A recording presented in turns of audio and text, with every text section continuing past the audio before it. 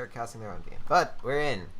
So on the red team, we have the Narwhal, which is a goldfish piloted by Captain Scoreboard, which has a watch on the front, a Gatling gun on the right, and a flamethrower on the left.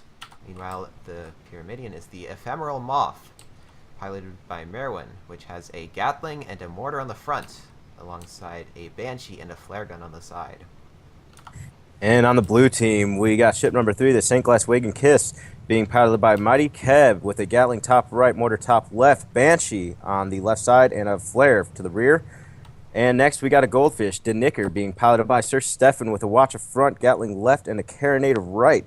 Going to see some really aggressive moves today with these two different ships. Sorry, the only two different ships, but 4 different players on this. Going to be interesting. Kind of taking a look at what's going on the map, you see red team using that giant avenue starting to push their way north. Meanwhile, blue team, Paritan Rumble is kind of shaped in a circle, and blue team's using that outer perimeter circle to kind of flank around. Both teams flanking each other, red team going straight through the middle of the map on the big avenue, blue team taking the outer perimeter, I guess you could say road if you want to call it that, although really the only roads in this map are where red team is. Yes, and we have to hope that they're not going to, this isn't going to be 20 minutes of just circling around trying to find each other.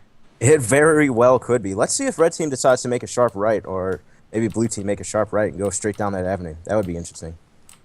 Oh, looks like red team is starting to make that right, going down that avenue. And that's kind of what I figured they would do. They did use the avenue to get there in the first place, so maybe that's what they want to do, is stay towards the middle of the map. Yes, and it appears that blue wants to surprise them as to where they pop out. Both teams do have flares. The Pyramidians are equipped with flares, so if at any time these ships could be exposed, and it could be a shocker to both teams how close they really end up being. That's one of the fun things about this map, that it is so close quarters for most of the map that you cannot really see your opponents approaching. And look at this. Looks like blue team decided to stop their circle. They turned around and they're going to go counter their circle, and these two are going to meet up here. And look at this. There's no real cover between these two except for one building. So this is going to be definitely a good battle if they happen to spot each other, and it looks like it's about to happen. Looks like they have noticed each other, though the spots have not yet come out. There's the first of the spots onto Diknika. All right, here it comes. Let's see what they decide to do here. Again, 2 very aggressive teams here. 2 very aggressive builds. And the Ephemeral Moth actually missed its first couple of shots onto Diknika to find the Glaswegian Kiss to be there as well. And here it is, Glaswegian Kiss coming up. Mighty Keb. I've noticed he loves to stay low and then pop up for ambushes, and it is working. Not sure if it's going to work out right now with that Watcher Burst, though. Ooh, Hall Break on Glaswegian Kiss. Hall Break on Ephemeral Moth. There's the first kill for the blue team. And that's a good kill. That's what they want to see there. The Gatling mortar combination, much more deadly than the Watcha on a Goldfish. It can put DPS is just amazing on that. So that might be if red doesn't get out of there, if Narwhal doesn't get out of there, that's for him. Yes, and now blue also has a small advantage by getting the first kill, because that means that if this game ends at a tied score, blue will take the victory. Though on this map with these ships, I do not see that happening. Yeah, neither do I. This is a very aggressive build, very aggressive oriented map. And look at this, Ephemeral Moth spawning in behind them. Real close, going to be able to put his guns. Looks like he's going after Glaswegian Kiss. Again, that's probably the ship you want to go for. But it might be too late for his ally. Yes, and the Glaswegian Kiss does not even turn around. It just continues targeting the Narwhal. And it appears that they will be... oh, there comes the turn. Here comes the save. Is he going to be able to get the ram, get the mortar kill? There it is. Denicker just bottomed out. His balloon is up, but he did bottom out on that building. That's going to put him at a slight disadvantage. Look at that ram. Yes, and now this 2v1 has been turned around in red's favor. And that's something that I think blue team probably did not realize, is they were starting this engagement inside of red spawn. That's something you got to be careful with here. The spawns are clustered together, very close. I mean, they look like they're far apart when you look at the map, but you got to remember, each grid square only 500 meters. These spawns are very close to each other. There comes the Glaswegian Kiss all the way across the map. Probably not going to be in time to save Diknika. Probably not, but that main engine is still rolling. That's one of the beauties of a Goldfish. They're able to take a Watcher barrage and still keep a main engine. Might not be enough, though. It is buffed, but still might not be enough to get away. Yeah, I've heard plenty of complaining about the distance of the main engine, but sometimes it just comes in handy that it's so far away from the ship. Oh, that is probably the key feature of the Goldfish, is that its main engine is extremely hard to disable, and that kill there, rocking out with the mortars and firing them off, it just made it look like it was too easy. Glaswegian Kiss has wisely not moved from its spawn. No, they might both spawn here in the same spot, reorchestrate their movement, see which way they want to go. Will they take the circle again? That's really the question.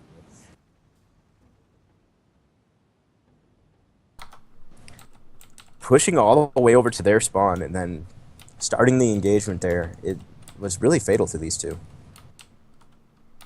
They won the initial engagement, but that respawn is what cost them. And that's part of the strategy.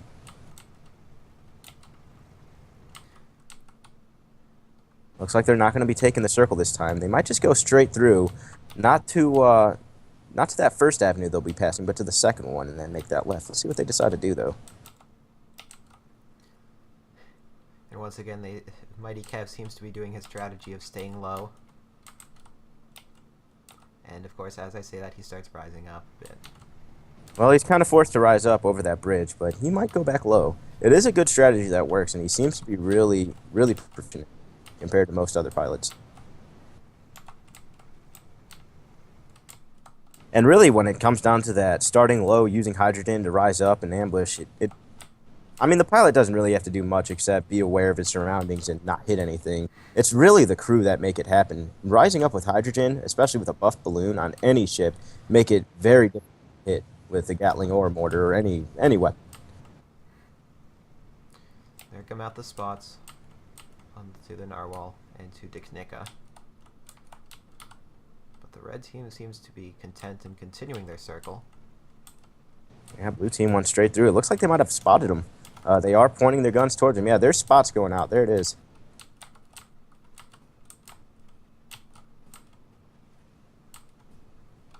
Here comes Well, the let's see Gatling that fire. disable. Does he get the disable in? He does. And he's disabled himself. Who's Glaswegian going to go after? Is it the Pyramidian? Is that their target? It is. Again, the disables from the Goldfish are a threat, and they are a game changer, but the DPS from the Pyramidian is really what's going to bring any ship down. Look at how fast butter through. Just a knife through hot butter right there. Yeah, that Gatling mortar combo just so deadly. There's not much that any ship can do if they can't fire back their own guns. It's a really good combination that you're kind of seeing here. The Goldfish, at least on blue team, going for the disable, and then Glaswegian Kiss going after that target. So the Narwhal has been cornered along the wall, but has made its way out. And look at that. Look at the proximity of that spawn. Infernal Moth just spawned. Look how close he is. Yes, red team definitely does seem to be trying to keep the engagements near their spawn.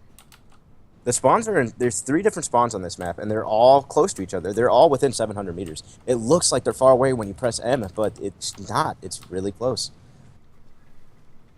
700 meters is nothing. You can close that distance fast. And look at that kill. Glaswegian Kiss finishing off that Goldfish. Now here we can see the downside of spawning so close. Once that ship has died, now the Ephemeral Moth is being targeted by 2 ships. Yes, that running away to the north by Narwhal might have proved a little bit more deadly than he wanted it to. He probably thought he could get away, but it just didn't work. I'm not saying he could have ran south to his ally, but running north didn't help the situation at all. Look at this, just getting cornered. Nothing he can do. Bumping into the wall. Watch is going out. Botting me. Will he bottom out? Oh, dies before he can bottom out. And with that, the blue team is now 1 kill away from victory. Oh, but Look it at looks this, like the Narwhal another has spawn. spawned in. Oh, no. This could be Not what he wanted to do. catastrophic. Look, he's backing out. He knew he made a mistake when he did that. He knew that he was too committed for that spawn. He's backing out to his ally. His ally's going to be able to spawn close, and they'll be able to re-engage. Good job on getting out of there on the Narwhal ship. That could have went so badly.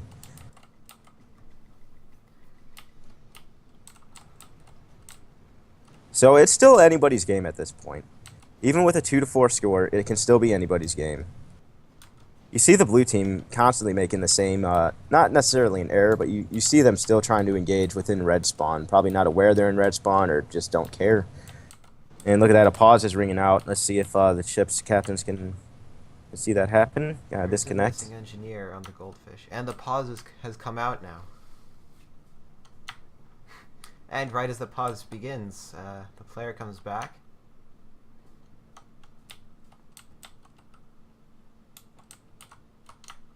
Well, let's see. The pause is still commenced. It does take some time to load in, and once the pause is called, it's up to the ref to, enunciate that it's called, and up to the ref to go ahead and enunciate that it's unpaused. A really nice feature in SCS. It definitely goes to show the chivalry of players, the community, and willing to give a pause. Not something you see in most games. Yes, this game, I would be willing to say of all the games I have played in the past, this game has the best community. Oh, by far. It's something that you don't see ever. I'm sure there's some games with it, but it's such a tight-knit group of people with this game, and we're always looking for more people to join the community and play the game. Yes, it is very rare in online communities that there are nice people. Okay. That there are such widespread nice people, but with this game, everyone seems to know everyone else, and nobody seems to have a major dislike toward the other players. Engagement starting again. Pauses. It's been called off, and then blue team not taking the outer perimeter, but this time going straight down the avenue. Red team probably going to take the opposite avenue. They might be able to see each other through the alleys. I still haven't seen any flares go out, though, which is kind of surprising. Yes, with such a heavily clouded map, flares can be essential to spot your opponents sometimes. There comes in the spot onto the St. Glaswegian Kiss, and onto the Ephemeral Moth as well now.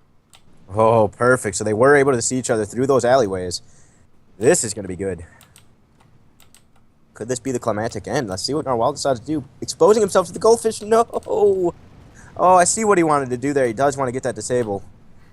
Is Ephemeral Moth going to support him, though, in time? Yes, he is. Oh, this might be beautiful. Let's see. Knika seems to be backing out now, leaving just the Glaswegian Kiss into a 2v1. Knicker will be able to get his guns in arc here and be able to engage, but probably not enough to save his ally. There's the kill. Narwhal, put your guns onto Knicker quickly now. There, the Hwacha coming out means they can't fire it upon the Narwhal to disable their Hwacha, which means that they are very likely to get their own Hwacha disabled. Look at Ephemeral Moth trying to do a turn. I don't see Phoenix Claw. Oh, there it is. Finally, with some Phoenix Claw, some stamina. There he goes. Let's get that kill. And here we go. St. Glass going to go ahead, or St. Glaswegian Kiss going to go ahead and not even bother trying to engage here. He is spawned as far as he can. They have the kill advantage. The score is in their favor. So they can just back out and re-engage as much as they want. Even if red team gets this kill and both teams decide not to fight for the rest of the match, it's going to go blue's way. Oh yes, and with the timer, since that pause was only 10 minutes left, not sure what it's at now, probably about 7 or to 6, maybe 5 minutes left. So even with this kill that looks like they're gonna get, they're still gonna have to act fast, engage, and get in there and secure their final kill. Yeah, Knika surviving a lot longer than expected. Oh, much longer. Again, that main engine, but ooh, there it is. Hull break. Very untimely hull break. That main engine really keeping him alive for most of that, even after botting him out. Here they go, red team. Gotta act fast, get in the blue spawn, and get that kill. You are on a time limit. Although, you have overtime now, which is kind of nice to see. Yes, it really makes teams not play the clock anymore.